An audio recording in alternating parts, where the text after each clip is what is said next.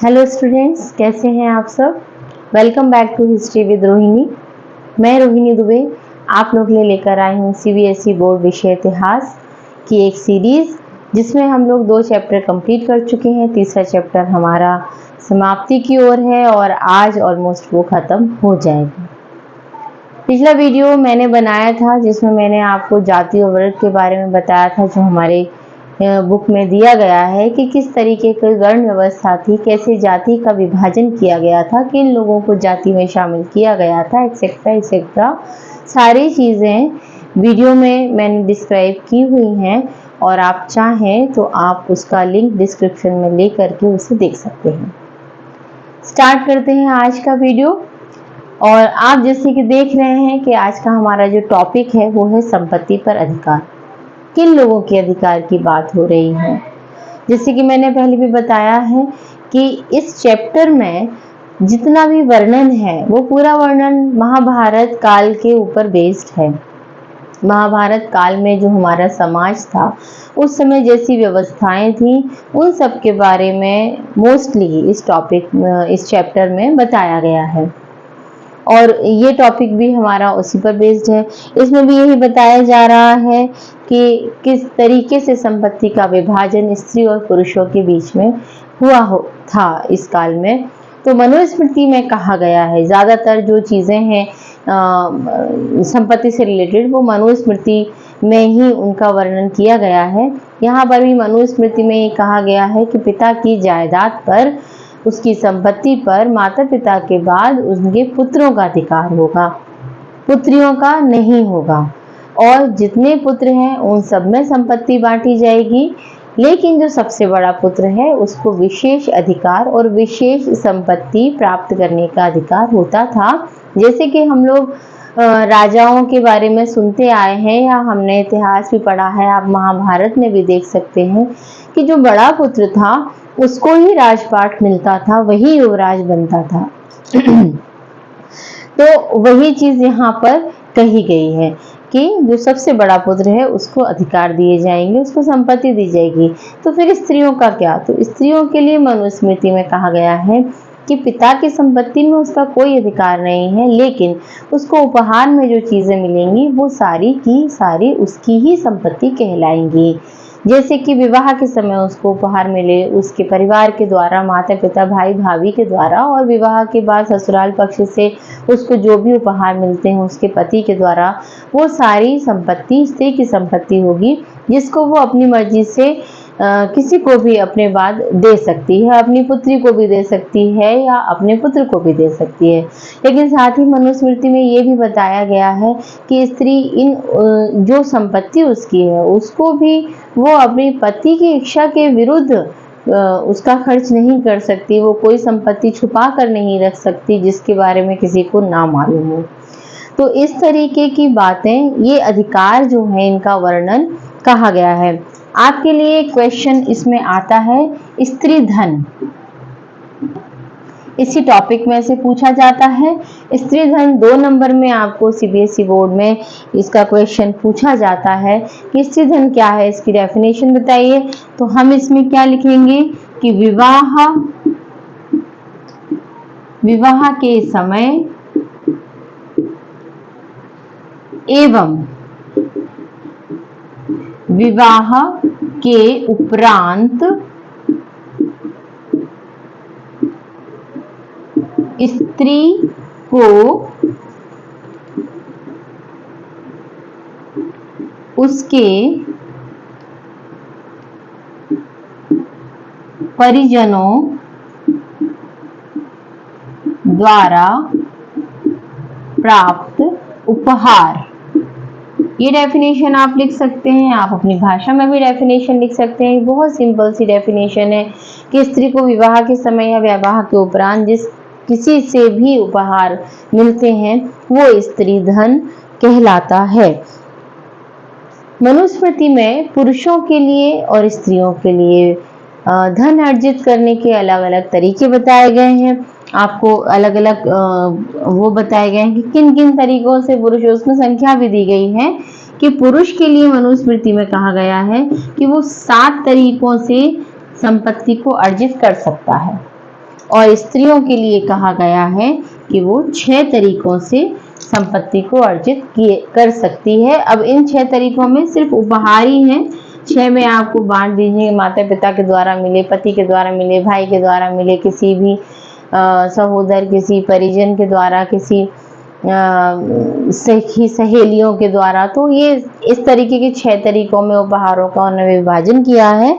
और पुरुषों के लिए उन्होंने बताया है कि विरासत में मिली संपत्ति, इसके अलावा खोज, अगर वो उसको कहीं पर खोज में मिल जाए, कोई गड़ा हुआ धन मिल जाए, विजित प्रदेश, कोई क्षेत्र वो जीत ले या वो किसी कहीं से भी संपत्ति को विजित करके ले आए, निवेश यानी कि व्यापार के द्वारा उसने जो संपत्ति अर्जित की है, कार्य के द्वारा जो वो काम करता है उसके द्वारा, कोई खरीद उसने की है, कहीं से कोई चीज उसने खरीद ली है, वो भी उसकी संपत्ति, और सज्जन द्वारा दिए गए उपहार। तो इस तरीके से 7 तरीके पुरुषों के लिए मनुस्मृति में बताए गए हैं संपत्ति को अर्जित करने के लिए, और 6 तरीके बताए गए हैं स्त्रियों को धन संपत्ति अर्जित करने के। ये आपका क्वेश्चन, इंपॉर्टेंट क्वेश्चन इसमें यही था। इसके अलावा और कोई क्वेश्चन आपका इस टॉपिक में से बिल्कुल भी नहीं पूछा जाएगा। ठीक है, आगे बढ़ते हैं। अपना अगला टॉपिक, आपके बुक में जो टॉपिक दिया गया है वो है साहित्यिक स्रोतों का इस्तेमाल।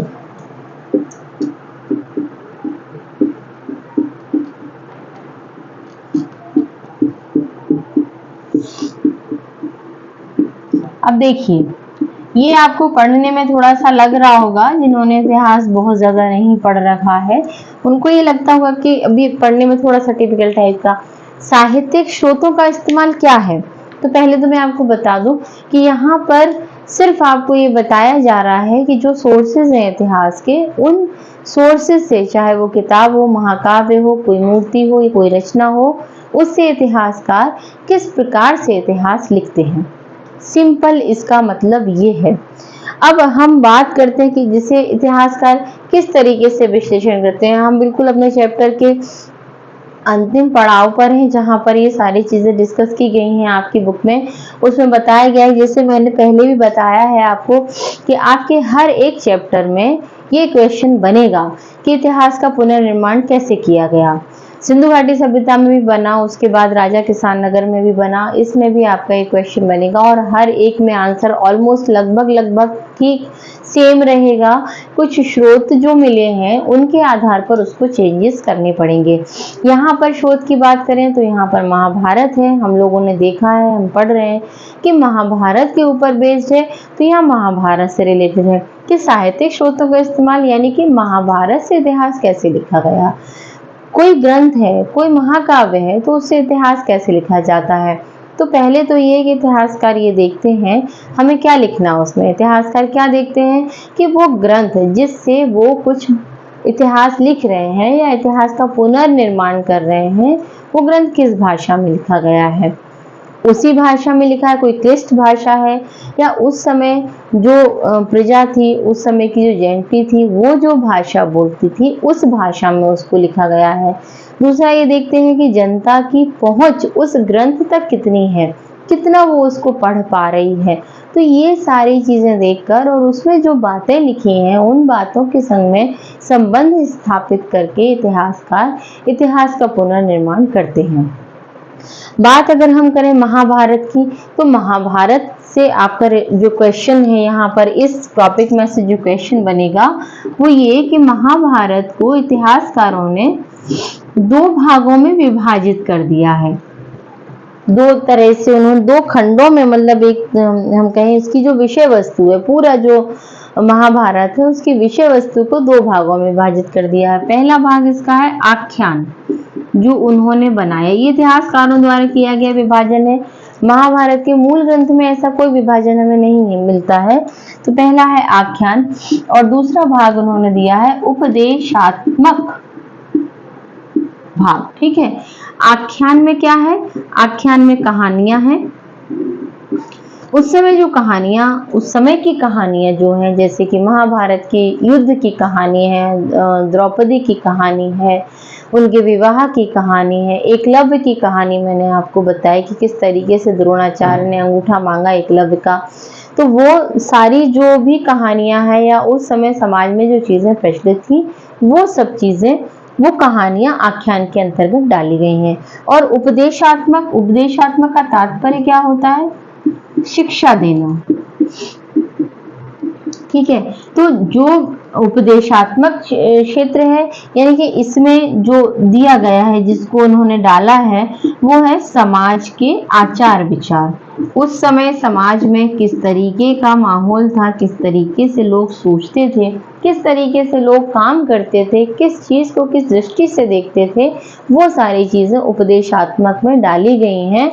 और इसका, जैसे कि मैंने बताया, शिक्षा देना, तो इसका सबसे बड़ा जो पार्ट है महाभारत के अंदर उपदेशात्मक का, वो है भगवत गीता। हम सबको पता है, हमारा ग्रंथ है, हमारा हिंदू धर्म का ग्रंथ है भगवत गीता, पूजनीय ग्रंथ है, जिसमें भगवान कृष्ण अर्जुन को उपदेश दे रहे हैं कि किस तरीके से वो मोह त्याग के और युद्ध में पदार्पण करें, युद्ध लड़ें। तो ये आपका एक पार्ट है महाभारत का जो इम्पोर्टेंट है, जो आपसे पूछा जा सकता है कि महाभारत को इतिहासकारों ने उसकी विषय वस्तु को 2 भागों में बांटा है। कितने भागों में? 2 में। एक आख्यान। अब आख्यान के अंतर्गत क्या है? कहानियां। उपदेशात्मक के अंतर्गत क्या है? उपदेश है। और सबसे बड़ा पार्ट इसका जो है वो भगवत गीता है। ठीक, इसके अलावा अगर हम बात करें महाभारत के रचनाकार की, तो वैसे तो आपसे अगर ये पूछा जाता है कि महाभारत की रचना किसने की, तो सीधा सीधा आंसर वेद व्यास है। लेकिन इसमें एक और है कि जो हमारे उसमें दिया गया है सूत। ठीक है, सूत जो है वो इसके कथाकार हैं। ठीक है, जिनको भाट सारथी भी कहते हैं। इन्होंने बरबली महाभारत को बोला है। ये जो थे वो युद्ध में जाते थे संग में, और फिर उसके बाद वहां से लौट के उसका वर्णन करते थे। तो बरबली यानी कि ओरली इन्होंने मुंह से गाया है, वो कविताएं ये गाकर सुनाते थे, उस समय की घटनाओं को ये गाकर सुनाते थे भाट सारथी। ये सबसे पहला वर्णन है महाभारत का भाट सारथी के द्वारा जो उस समय दिया गया। लेकिन उसको लिपिबद्ध करना, उसको एक महाकाव्य में परिवर्तित करना, उसकी रचना करना, तो उसका जो श्रेय है वो वेद व्यास को जाता है। हमारे पास क्वेश्चन आता है, ये पिछले साल बोर्ड में मैचिंग में इसको पूछा गया था, महाभारत की रचना किसने की? तो महाभारत की रचना जो है वो किसने की? वेद व्यास ने की। ऐसा भी बोला जाता है कि महाभारत की रचना वेद व्यास ने की, लेकिन उन्होंने इस ग्रंथ को गणेश के द्वारा, भगवान गणेश के द्वारा लिखवाया, लिपिबद्ध करवाया। महाभारत एक ऐसा ग्रंथ है, या महाभारत काल एक ऐसा समय है, कुछ लोग उसको काल्पनिक भी मानते हैं और कुछ लोग उसको सत्य भी मानते हैं। हमारे हिंदू धर्म की बात अगर हम करें तो हम सभी लोग महाभारत को बिल्कुल सच मानते हैं। हम गीता पढ़ते हैं, हम कृष्ण पे भरोसा भी करते हैं, उनमें विश्वास रखते हैं, उन्हें भगवान मानते हैं। तो जब हम उन्हें, कृष्ण को भगवान मानते हैं, तो डेफिनेटली हम महाभारत काल को भी सही मानते हैं। पर कुछ लोग उसको काल्पनिक मानते हैं। महाभारत का समय अगर आपसे पूछा जाता है तो इसकी जो रचना है या इसका जो काल है वो आपका 500 BC से 400 BC के मध्य रामायण और महाभारत दोनों का ही काल है। यही आपका आंसर है। इससे रिलेटेड कुछ और तथ्य हैं जो आपके पेपर में पूछे जाते हैं। महाभारत से रिलेटेड जो जगह है, जो स्थान है, सबको पता है हस्तिनापुर। हस्तिनापुर दिल्ली के पास में है, और हस्तिनापुर की जो खोज है वो पूछी जाती है। तो ये क्वेश्चन आपका बनता है, इसे आप लोग नोट कर लीजिए। हस्तिनापुर की खोज किसने की, कब की? 1951 और 52 में B.V. लाल ने हस्तिनापुर की खोज की थी। हस्तिनापुर है कहाँ, ये भी पूछा जा सकता है। तो उत्तर प्रदेश के मेरठ में, उत्तर प्रदेश के मेरठ में हस्तिनापुर है, जिसकी खोज B.V. लाल ने की। काफी समय तक ये चीज मानी गई कि पता नहीं ये वो वाली हस्तिनापुर है या नहीं है, लेकिन फिर जब ये क्लियर हुआ किसी के पास में कुरुक्षेत्र भी है जहाँ पर कौरवों का महल था या उनका राज्य था, तो फिर काफ़ी लोग ये मानते हैं कि वही हस्तिनापुर है जहाँ पर कौरव और पांडव निवास करते थे। तो इस तरीके से स्रोतों का इस्तेमाल की अगर हम बात करें तो ऐसे खोज करके रचनाओं से, उनके द्वारा जो भी लोगों ने लिखा है उससे सब चीज़ें निकाल करके उसके बारे में वर्णन किया जाता है। अब हम आते हैं अपने लास्ट टॉपिक पर, जो इस चैप्टर का आखिरी टॉपिक है और बहुत ही इंटरेस्टिंग है। वैसे तो महाभारत की कहानी सबको पता है, मैं पहले भी बता चुकी हूँ कि महाभारत की कहानी दो भाइयों के पुत्रों में बटी हुई है। दो भाइयों के पुत्रों की लड़ाई की कहानी है। कौरव और पांडव, धृतराष्ट्र और पांडु दो भाई थे और उनके पुत्र जो हुए उनके बीच में सत्ता को लेकर के युद्ध हुआ। कौरवों ने पांडवों को कुछ भी देने से इनकार कर दिया, जबकि पांडव ही उस राज्य के उत्तराधिकारी थे। और फिर द्यूत क्रीड़ा हुई, जुआ खेला गया, उसमें पांडवों ने सब कुछ हार लिया। फिर उनको 12 वर्षों का वनवास दे दिया गया। आपका अगला जो टॉपिक है वो इस कहानी से रिलेटेड है। एक क्वेश्चन अभी त्रैमासिक परीक्षा में भी आया था और पिछले साल भी पहले भी आ चुका है कि महाभारत एक गतिशील ग्रंथ,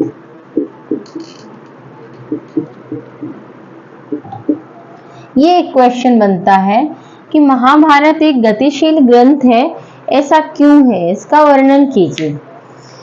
तो इसको मैं थोड़ा सा डिस्क्राइब करूंगी, आप लोग ध्यान से इसको सुने और उसको नोट कर लें।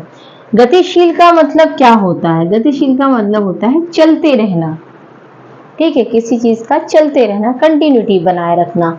तो महाभारत का जो मूल पाठ है वो मूल पाठ संस्कृत में लिखा गया है और उस समय जब महाभारत को लिखा गया था तो उसमें बहुत कम श्लोक थे, 10,000 श्लोक ही समथिंग थे। धीरे धीरे बढ़ते हुए इसमें 1,00,000 श्लोक जो है वो हो गए। और उसके पीछे रीजन क्या है? रीजन ये है कि जब महाभारत को लिखा गया उसके बाद अलग अलग समय काल में अलग अलग लोगों के द्वारा महाभारत को पुनर्निर्मित किया गया, उसकी पुनर्रचना की गई। और जब लेखकों ने उसको लिखा तो उन्होंने उस समय उनके आसपास के क्षेत्र में जो घटनाएं घटित हो रही थी उनको महाभारत से संबद्ध करके उसमें जोड़ते हुए चले गए। और इस तरीके से महाभारत के श्लोकों की संख्या 1,00,000 से अधिक हो गई। अगर आपके में क्वेश्चन आए कि महाभारत के श्लोकों की संख्या, तो आपको लिखना है 1,00,000 से अधिक। कुछ लोगों ने अपने समय की घटनाओं को उसमें जोड़कर लिख दिया, कुछ लोगों ने कुछ लोगों ने महाभारत काल की जो घटनाएं थी उनको ही पुनर्लिखित किया, उनको ही अपनी भाषा में लिखा, उनकी पुनर्व्याख्या की, अपने तरीके से उसको समझाने की कोशिश की और फिर वो बड़ी घटनाओं में परिवर्तित हो गए। तो इस तरीके से महाभारत एक चलता हुआ ग्रंथ है, एक गतिशील ग्रंथ है। मतलब दिन पर दिन समय के साथ महाभारत में कुछ न कुछ जुड़ता चला गया, कोई ना कोई समायोजन होता चला गया और वो एक बहुत बड़ा ग्रंथ बन गया। इसी कड़ी में एक बहुत इंपॉर्टेंट क्वेश्चन आपकी किताब में है। एक समसामयिक लेखिका है जिनका नाम है महाश्वेता देवी। सबने नाम सुना होगा इनका, हिंदी सबने पढ़ी है, उसमें इनका उल्लेख है। महाश्वेता देवी ने एक लघु कथा लिखी है, लघु कथा, और उस लघु कथा का जो शीर्षक है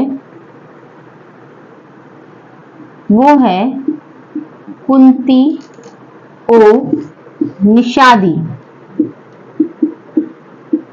यह आपकी किताब में है, कुंती ओ निषादी इस लघु कथा का शीर्षक है।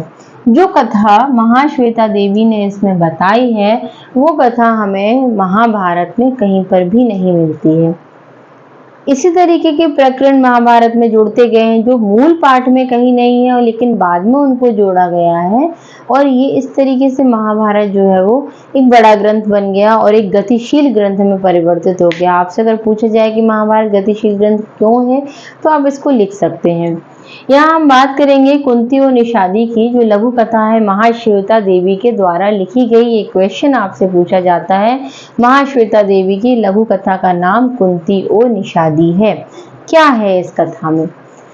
जब पांडवों को 12 साल का वनवास दिया गया तो पांडव उसके पहले जब पांडव लाक्षागृह में थे, लाक्षागृह में जब वो रह रहे थे तो कौरवों ने एक षड्यंत्र रचा। आप लोगों ने अगर महाभारत देखी हो तो उसमें आपने ये देखा होगा कि जो लाक्षागृह था वो लाख एक मटेरियल होता है उसका बना हुआ था, जिसमें बहुत तेजी में आग लगती है और बहुत तेजी में वो फैल जाती है। तो ये षड्यंत्र बनाया गया था कि उनके लिए एक ऐसा महल बनाया जाए जो बहुत जल्दी जिसमें आग लग जाए। कौरवों ने उसको किया, लेकिन घटना को अंजाम देने के पहले ही पांडवों को इस बात की जानकारी मिल गई कि उनको जलाने का षड्यंत्र रचा गया है। कुंती ने एक बहुत बड़े भोज का आयोजन किया और उसमें उन्होंने बहुत सारे ब्राह्मणों को आमंत्रित किया। इस आमंत्रण में एक निषादी भी आई। निषादी में पिछले वीडियो में भी मैंने इस पर चर्चा की थी, मैं समझा चुकी हूँ। जंगलों में रहने वाले, शिकार करने वाले और कंद मूल फल का संग्रह करने वाले लोगों को निषाद कहते हैं, या हम एक शब्द में बोले तो शिकारी लोगों को निषाद कहते हैं। तो एक निषादी महिला आई, उस भोज में शामिल हुई, अपने 5 पुत्र थे उसको लेकर के, और सबने भोजन किया और खा पीकर सब लोग वहीं पर बहुत गहरी नींद में सो गए। और फिर लाक्षागृह में आग लग गई। क्योंकि पहले से पता था पांडवों को, तो पांडव वहां से निकल गए अपनी माँ को लेकर, और उस आग में वो निषादी और उसके 5 पुत्र जलकर राख हो गए। दूसरे दिन जब सबको पता चला और उन्होंने देखा तो उन्हें 5 शव पुरुषों के और 1 शव महिला का मिला, और सबको यही लगा कि ये वही 5 पांडव और कुंती हैं जो जलकर राख हो गए हैं। इसके बाद कौरवों में एक खुशी का माहौल हो गया और षड्यंत्र एक तरीके से कुछ समय के लिए रोक दिए गए। ये जो लघु कथा है, ये लघु कथा कुंती और निषादी की नहीं है जो मैंने अभी आपको सुनाई, ये तो महाभारत की है। कुंती और निषादी महाश्वेता देवी ने शुरू की है इस घटना के बाद से। इस लघु कथा की शुरुआत होती है जब इस घटना के कई वर्षों के बाद कुंती एक वन में बैठी हुई थी, वन प्रांत में रह रही थी, निवास कर रही थी, और वहां पर जब वो बैठी थी और वो पृथ्वी से बात कर रही थी, तो उसी समय एक निषादी आती है और वो हर रोज वहां पर बहुत सारे निषाद थे, बहुत सारे शिकारी हर रोज आते जाते थे। एक महिला निषादी जो कुंती को रोज पृथ्वी से बात करते हुए देखती थी, उसने कुंती से कहा, यहाँ से शुरुआत होती है लघु कथा की। वो निषादी कुंती से कहती है कि क्या तुम्हें लाक्षागृह याद है? तब कुंती चौंक जाती हैं, वो एकदम से सकपका जाती हैं और वो पूछती हैं कि क्या तुम वही निषादी हो? तब वो निषादी कुंती से बोलती है कि मैं वो नहीं हूँ, लेकिन उस लाक्षागृह में जो निषादी जली, जो मारी गई, वो मेरी सास थी। इसका मतलब ये कि उन 5 पुरुषों में जो उस लाक्षागृह में जल गए, उसमें से कोई एक इस निषादी का पति था। और फिर निषादी कुंती से कहती है कि क्या तुम्हें बिल्कुल भी इस बात का अफसोस नहीं है कि तुमने इतनी मदिरा उन लोगों को पिला के और उन्हें बेहोश कर दिया, क्योंकि तुम अपनी और अपने बच्चों की जान बचा के निकलना चाहती थी, इसके लिए तुमने उन लोगों को मृत्यु की शैया पर लिटाकर तुम वहां से चली गई। और इसी तरीके की बात उनके बीच में होती रहती है और कुंती को अपने किए पर पछतावा भी होता है। ऐसे ही बात करते करते वहाँ पर एकदम से आग लग जाती है। वो निषादी अपनी जान बचा के भाग जाती है और कुंती वहीं पर खड़ी रह जाती है। एक लघु कथा है, एक नाटकीय कथा है। ये कथा महाश्वेता देवी ने लिखी है जिसका शीर्षक है कुंती और निषादी, और इसी के साथ ये कथा समाप्त हो जाती है और इसी के साथ हमारा चैप्टर भी समाप्त हो जाता है। इस चैप्टर में जो भी चीज़ें थी मैंने सारी आपको बताई। मेरी तरफ से मुझे लगता है कि आपसे पूछा जा सकता है, मैंने सारे क्वेश्चंस आपको इसमें क्लियर किए हैं। इसके पीछे आपको दिया गया है काल रेखा, सबसे पीछे सारे चैप्टर्स की काल रेखा बहुत इंपॉर्टेंट है। इसमें बहुत कम क्वेश्चंस हैं काल रेखा में, आप लोग उसमें से जो भी जितना ज़्यादा से ज़्यादा याद कर सकते हैं उसको लर्न कर लीजिए, क्योंकि उसमें से 1 नंबर के क्वेश्चंस बहुत पूछे जाते हैं। तो इसी के साथ हमारा तीसरा चैप्टर समाप्त होता है। इस चैप्टर में महाभारत का वर्णन है, जो मैंने आप लोगों को पूरा डिस्क्राइब किया 3-4 वीडियोस में। इसके अलावा भी कोई चीज़ अगर आपकी रह गई है, आपको लगता है कि आपको समझ में नहीं आया है, तो आप मुझे कमेंट सेक्शन में बताएं। मैं उसके ऊपर अलग से वीडियो बना के आपकी सभी समस्याओं का निराकरण करूंगी। मिलते हैं अगले वीडियो में। पढ़ते रहिए, बढ़ते रहिए। अगले चैप्टर के साथ अगले वीडियो में मुलाकात होगी। Thank you so much.